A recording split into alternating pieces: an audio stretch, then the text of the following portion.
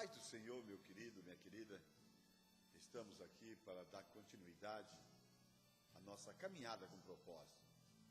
Estamos hoje na nossa terceiro capítulo do livro de Uma Vida com Propósito. Nós que estamos envolvidos nessa jornada com propósito. E hoje nós estaremos falando, sobre o tema, justamente o que dirige a sua vida, o que dirige a minha vida, o que dirige as nossas vidas. O sábio Salomão, ele deixou escrito no livro de Eclesiastes, capítulo 4, no versículo 4, da seguinte maneira: descobri que todo trabalho e toda realização surge da competição que existe entre as pessoas. Mas isso é absurdo, é correr atrás do vento. E ele também escreve na tradução da BV: percebi que o que faz o homem correr atrás do sucesso é a inveja. Thomas Carlyle escreve: o homem sem propósito é como um barco sem leme. É um vira-lata, é um nada, é um ninguém. Queridos, todo e qualquer indivíduo tem a sua vida dirigida por algo ou por alguém. A maioria dos dicionários, ele define a palavra dirigir como guiar, como controlar, como direcionar, E sempre nós vamos estar sendo dirigido por algo ou por alguém. A minha pergunta é: qual a força que dirige a sua vida? Ou qual a força que dirige a nossa vida? Bem, uma vez que todo e qualquer indivíduo, tem a sua vida dirigida por algo, eu posso identificar que muitas pessoas são dirigidas pela culpa, e muitas pessoas, ela não tem a convicção, a certeza de perdão, e vive permitindo que o seu passado roube o seu presente e impeça de sonhar com um futuro, de construir um futuro. Nós sabemos, querido, que nós podemos até mesmo ser resultado do nosso passado, Mas uma verdade é que nós não somos prisioneiros do nosso passado. O sábio Davi, no livro de Salmo, no capítulo 32, no versículo 1, ele escreve: bem-aventurado aquele cuja transgressão é perdoada e cujo pecado é coberto, é apagado, E nós sabemos, querido, para nós, que o nosso pecado foi lançado no mar do esquecimento e Deus dele não se lembra mais, O nosso pecado, ele não pode dirigir as nossas vidas. A nossa culpa não pode dirigir as nossas vidas. Querido, quando nós observamos, nós vemos que tem muitas pessoas que são dirigidas, por sentimentos destrutivos, como ressentimento, rancor, mágoa, ira. Olha, as pessoas perdem uma oportunidade, de aliviar a sua alma através do perdão. de liberar perdão para as pessoas que um dia o feriram, que um dia lançaram palavras, né, a qual confrontaram, machucaram, amaldiçoaram, né? E elas perdem a oportunidade de ser livre ao liberar o perdão. Tá? E Jesus mesmo disse que essas pessoas, elas ficam prisioneiras desse sentimento, porque ele diz, lá no livro de São João, né, no capítulo 20, tá? No versículo 23, diz assim: aqueles a quem perdoardes os pecados, lhes serão perdoados. Aqueles a quem retiverdes, lhes serão retidos. Ou seja, aqueles que não liberam o perdão, né, o perdão vai ser retido e aquela situação não vai ser tratada. Ou seja, você é aprisionado, né? E esse sentimento destrutivo que estava dentro da alma desse indivíduo vai continuar estando, vai estar atado, né, a essa situação que ocorreu no passado, tá? E esse sentimento é que vai dirigir a vida dessas pessoas. Tá? Presta bem atenção, né? Algumas pessoas carregam esse sentimento destrutivo e se fecha e se interioriza, né? E quando relembra dessa situação se sente mal, tem raiva e outros até mesmo se explode, tá, em ira. Tá?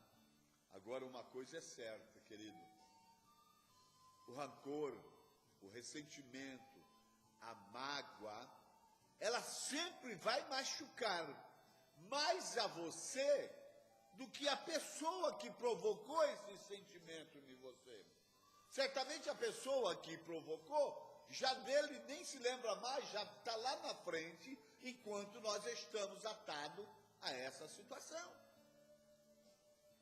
Uma coisa é certa, nada pode mudar o seu passado, tá? No livro de Jó, no capítulo 5, no versículo 2, né, Jó diz o seguinte, tá? Porque o ressentimento, ou a mágoa, ou a ira, destrói o louco é que carrega, o insensato é que carrega esse tipo de sentimento, que persiste em carregar esse tipo de sentimento e deixar a sua vida sendo dirigida por esse sentimento. A Bíblia classifica esse tipo de pessoa de louco, insensato, nécio, que não libera o perdão. Diz assim, porque esse tipo de pessoa vai ser destruída.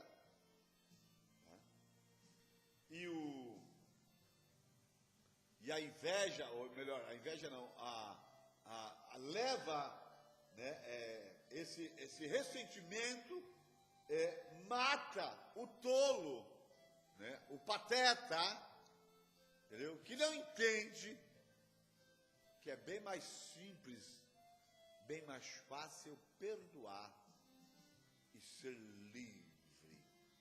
Nós vemos pessoas, querido, tá, que são dirigidos pelos seus medos, que são dirigidos, tá, tendo temor, e esses temores, né, ele produz resultado, né, por causa de experiências traumáticas, né, porque foi traído, foi abandonado, tá, porque na sua vida liberaram palavra destrutiva, e ele assimilou e guardou essa palavra no seu coração, nasceu uma ferida, né?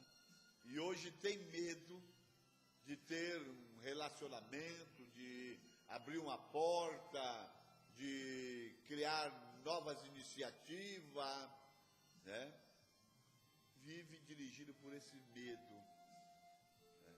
Que são temor também, né? O medo é um que surge, né, como resultado, né, talvez de uma criação onde os pais eram muito severos, proibia, criava com a severidade, com castigo, liberando palavra também destrutiva: você não vai ser nada, você é burro, você não consegue, e ele acaba criando uma autoimagem dele, né, por causa dessas palavras que recebe, e por causa dessa autoimagem que negativa, ele cria uma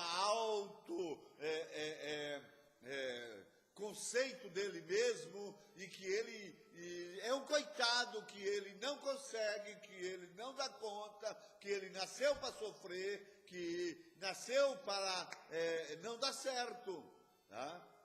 E aí tem uma baixa autoestima, né, cheio de complexo, né, entendeu?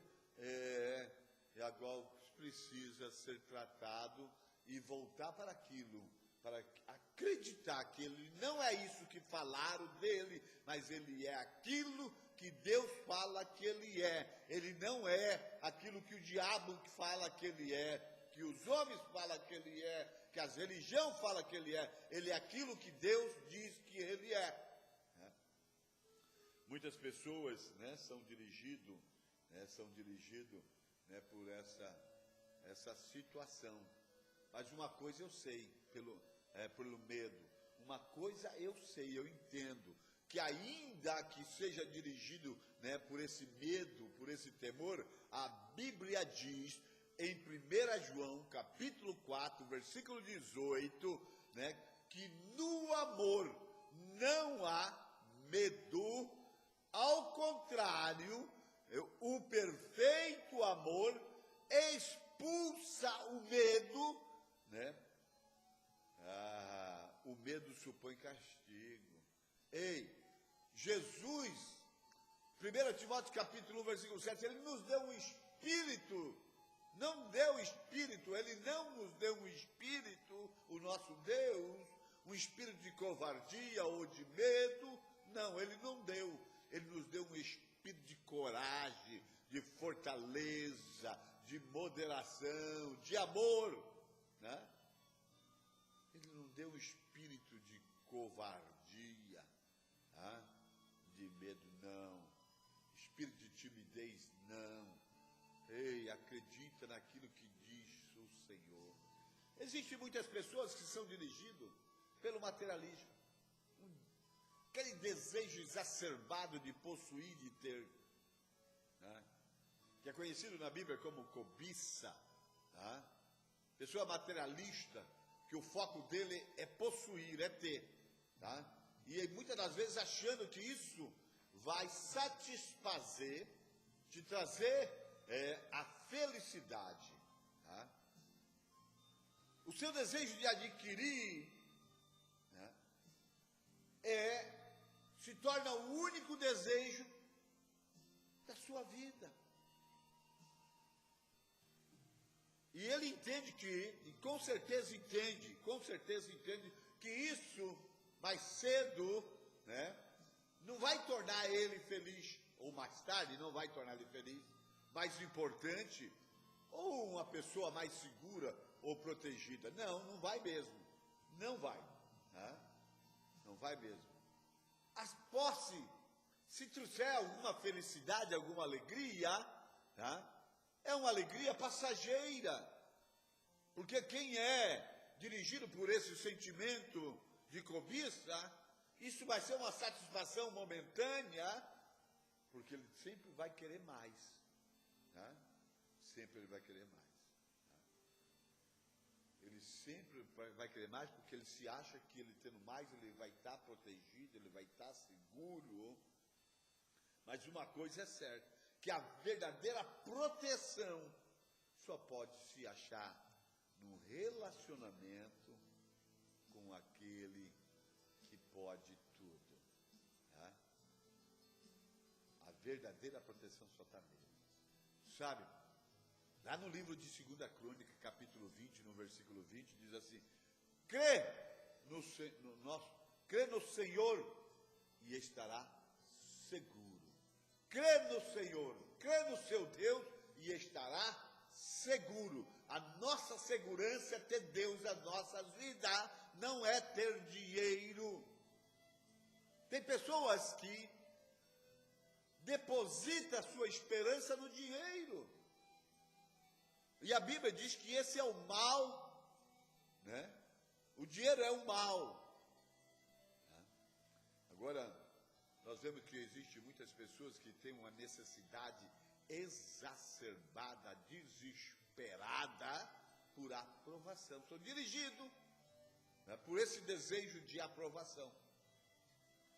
E aí eles ficam, pessoas, à mercê, tá, do que os outros dizem, do que os outros falam, né, para a sua vida. Tá? São pessoas que ficam à mercê, tá? Ele permite que as suas expectativas, ou melhor, a expectativa dos outros, tá, controle a sua vida.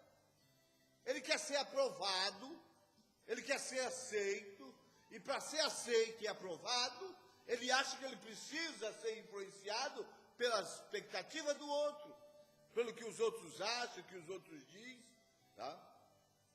Porque são pessoas, tá, que nunca são satisfeitas.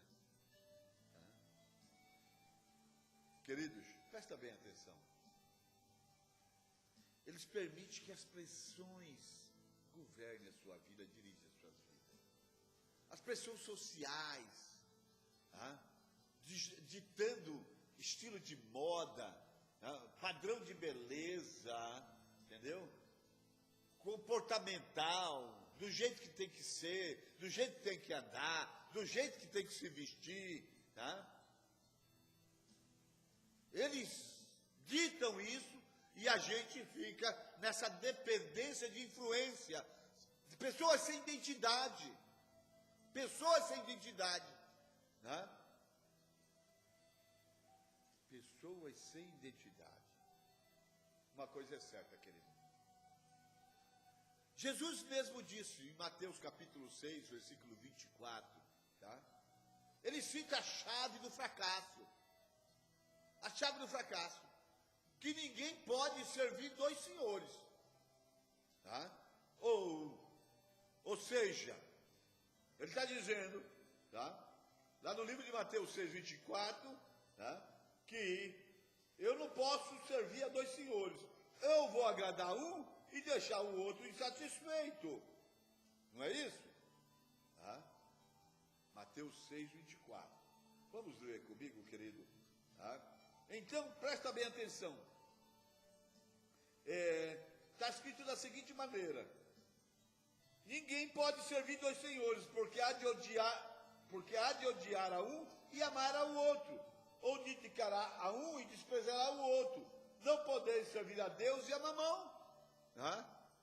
Você não pode servir a Deus, ser dirigido por Deus e ser dirigido pelo medo. Não pode ser dirigido por Deus e ser dirigido pela culpa. Ser dirigido por Deus e ser dirigido pelos sentimentos destrutivos, como rancor, mágoa, ressentimento. Você não pode servir a Deus e ser dirigido também pelo materialismo. Você não pode ser dirigido por Deus e ser dirigido também pela sua necessidade de aprovação.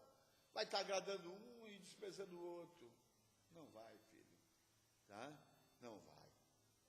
Então, querido, eu quero te dizer, tá, que nós temos que entender que nós temos um propósito, né? No primeiro capítulo nós falamos que não começa comigo as coisas. Se eu quero entender-me, eu tenho que ir para Deus, porque Ele que me criou, Ele que sabe, né, como me criou e para que me criou. Qual o propósito que tem na minha vida? No capítulo 2, né, nós falamos que você não é um acidente, você não é um acaso, você não é um erro. Deus, tudo que Deus faz é perfeito, e tudo que Deus cria, Ele cria por um propósito. propósito nessa terra. Deus não joga dados, ou seja, Ele não nos deixa aqui, nos cria, joga nesse mundo e nos deixa à mercê da nossa própria sorte, dizendo, quem puder mais, chora menos. Deus nos fez com propósito. E aqui no capítulo 3, tá, nós estamos dizendo que nós, quem é que dirige? Quem é que dirige as nossas vidas? Eu quero falar sobre as vantagens de uma vida dirigida por propósito. Por propósito. Primeiro, conhecer o propósito de sua vida faz com que ela tenha sentido. A minha vida precisa ter sentido. A minha vida precisa ter um norte, ela precisa ter objetivo, ela precisa ter realmente esse propósito. Lá no livro de Jeremias, né?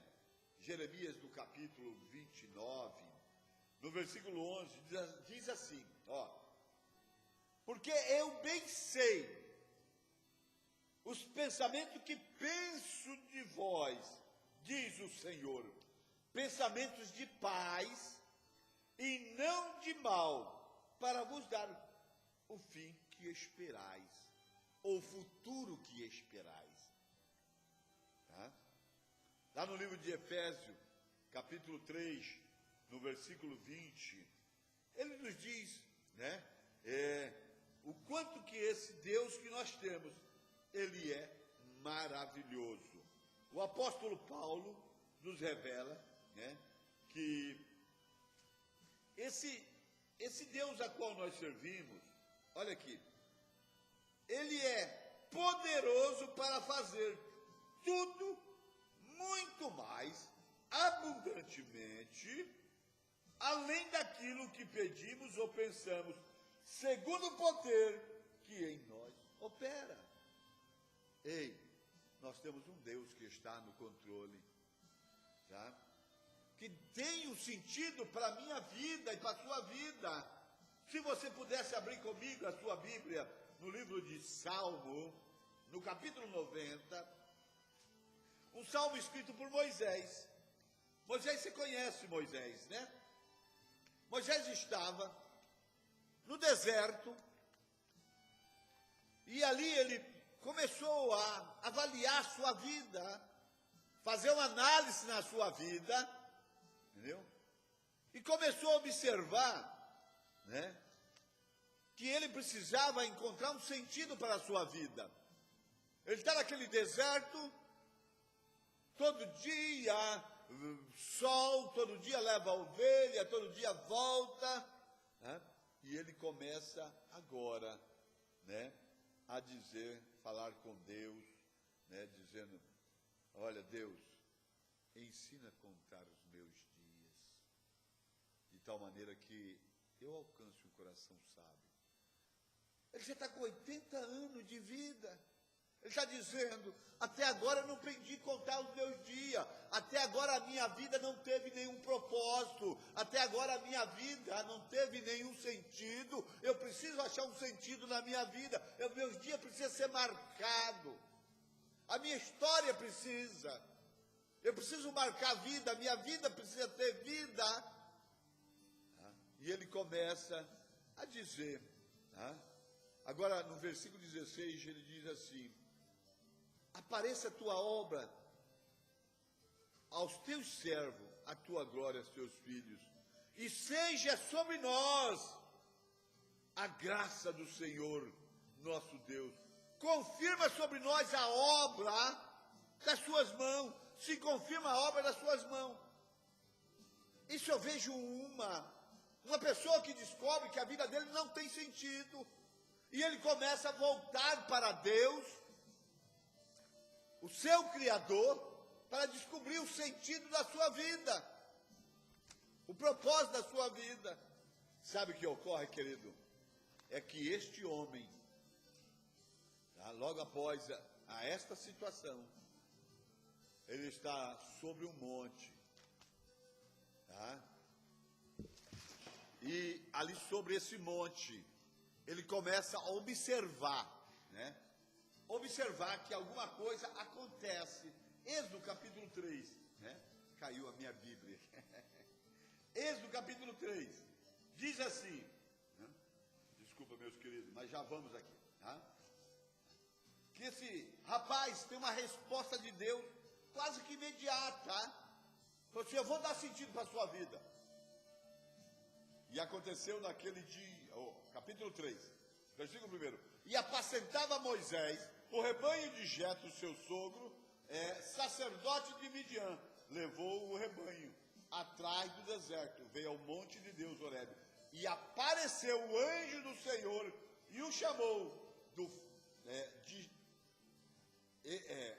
Senhor. E em chama de fogo, no meio de uma sarça, olhou e eis que a sarça ardia no fogo, e a sarça não consumia.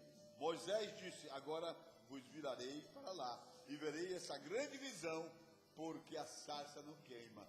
E vendo o Senhor que se virava por lá, bradou Deus a ele, do meio da sarça, e disse, Moisés, Moisés, ele disse, eis-me aqui, eis-me aqui. Lindo, lindo, lindo, lindo, lindo, um Deus que responde o propósito. Você pode glorificar a Deus por isso? Esse é o Deus que responde, né? Que dá sentido à vida das pessoas, em nome de Jesus, tá? Conhecer, tá? Entendeu? O propósito de Deus, ele simplifica a minha vida, tá? Ele simplifica a minha vida. Eu não vou ter que sofrer tanto, eu não vou ter que me exaurir tanto, eu não vou fazer tanto, eu vou fazer até menos, porque eu vou estar focado, tá? Conhecer o propósito de Deus, que simplifica a minha vida, vai definir o que eu devo fazer e o que eu não devo fazer. A minha vida vai se tornar bem mais simples, bem mais fácil de fazê-la, tá? É impossível eu fazer tudo que as pessoas querem que você faça. Não, não tem, tá? Eu não estou aqui para agradar as pessoas, eu estou aqui para agradar o Senhor. É impossível, porque eu vou agradar um, com certeza desagradar alguns. Nem Jesus conseguiu agradar a todo mundo, nem Jesus, né? Lá no livro de Provérbios, capítulo 13, tá? A Bíblia diz da seguinte maneira no versículo 7: há quem se faça rico, não tendo coisa nenhuma, e quem se faça pobre, tendo grande riqueza, tá? Então, querido, preste atenção, eu preciso, tá, ser rico em Deus, tá? Ter grande riqueza, tá? Em Deus. E não me preocupar com materialismo, não, eu sou bem definido, porque eu creio em Deus, e a Bíblia diz que as bênçãos virão sobre mim e me alcançarão, né? Em nome de Jesus. Conhecer o meu propósito direciona a minha vida, canaliza a minha vida, tá? E eu não vou ter perca de energia, perca de tempo, né, com coisas insignificantes, tá? Não vou ficar me martirizando pelas coisas passadas, pelas culpas, até porque, diz ali o livro de Filipenses, capítulo 3, no versículo 13, o apóstolo Paulo diz assim: esquecendo as coisas que para trás ficaram, sigo para aquelas que estão diante de mim. Pronto. Tem coisa para conquistar. A que estão para trás já passou. Não tem como. Não. Preste atenção. Eu tenho um alvo, eu tenho uma direção, eu tenho aonde chegar, eu tenho um foco, e eu vou focar naquilo, eu vou chegar lá.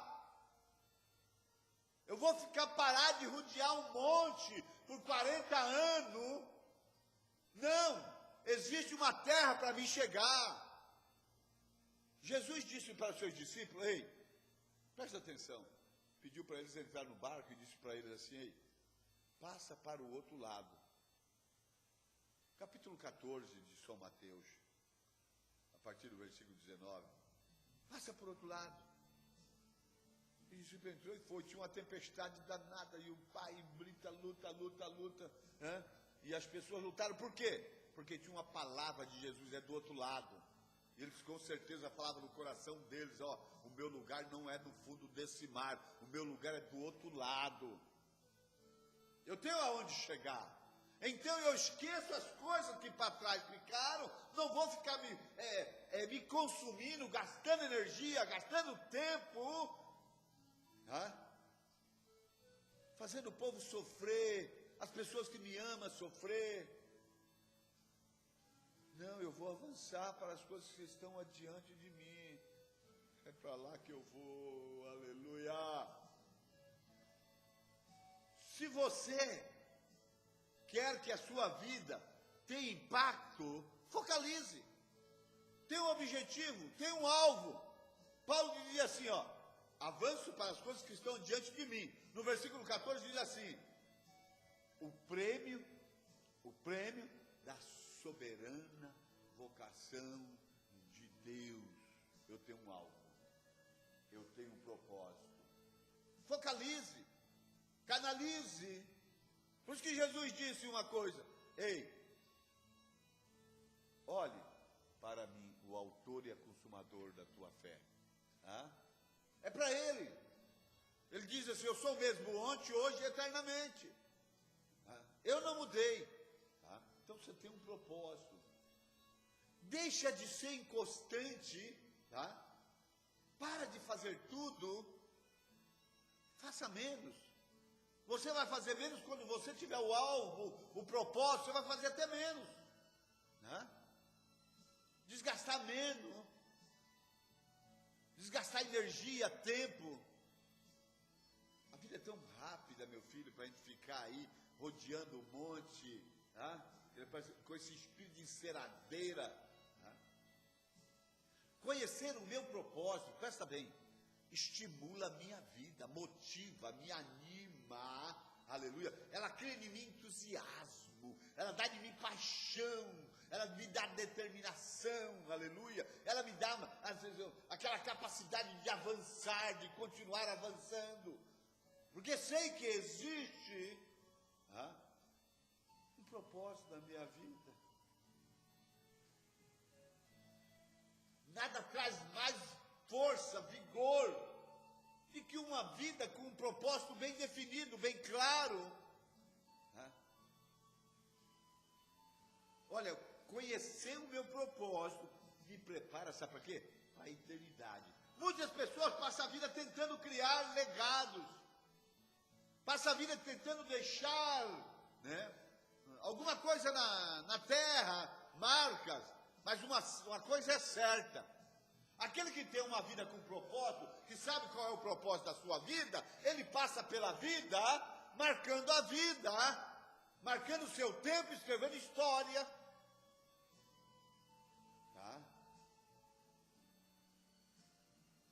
Presta bem atenção, o que mais importa não é o que os outros dizem de você, que dizem sobre a sua vida, mas é o que Deus fala a seu respeito. Querido, presta bem atenção. Você está nessa existência para preparar, ou para se preparar, para me preparar, sabe para quê? Para a eternidade. Para a eternidade. Porque um dia eu vou me deparar com aquele que está sentado. A Bíblia diz que todos os joelhos vão dobrar e toda a boca vai confessar que Ele é o Senhor. No livro de Romanos, no capítulo 14, gostaria que você lesse comigo, Romanos 14, o versículo 12,